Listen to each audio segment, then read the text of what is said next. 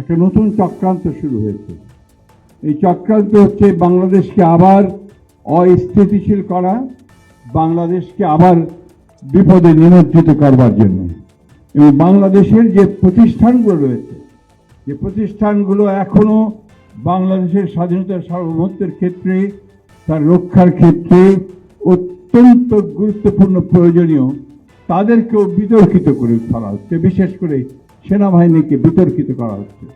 এটার পেছনে কোনো মহৎ উদ্দেশ্য থাকতে পারে না।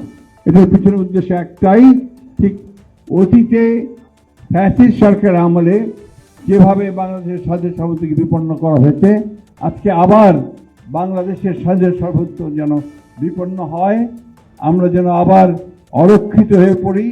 আমাদের সেই দেশপ্রেমিক সেনাবাহিনী, যারা দেশের প্রতিটি গুরুত্বপূর্ণ মুহূর্তে জাতির পাশে এসে দাঁড়িয়েছে, তাদেরকে আজকে আবার বিতর্কিত করার একটা হীন প্রচেষ্টা শুরু হয়েছে। প্রিয় সাংবাদিক বন্ধুরা, আপনারা সবসময় জাতির বিবেক হিসেবে জাতির সামনে এসে দাঁড়িয়েছেন।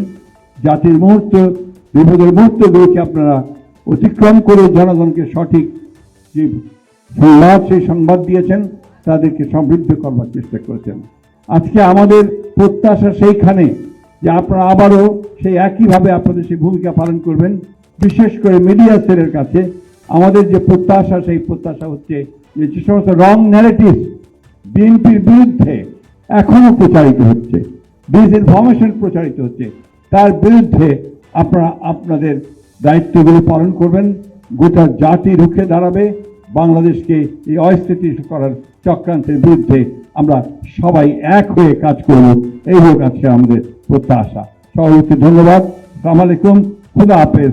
বাংলাদেশ জিন্দাবাদ, বাংলাদেশ জাতীয়তাবাদী দল জিন্দাবাদ, মিডিয়া সেল জিন্দাবাদ, শহীদ জি অমর হোক, দেশনেত্রী বেগম খালেদা জিন্দাবাদ, তারেক রহমান জিন্দাবাদ। নতুন নতুন শীর্ষ খবরের জন্য চ্যানেলটিকে লাইক, কমেন্টস, শেয়ার, সাবস্ক্রাইব অথবা ফলো করুন।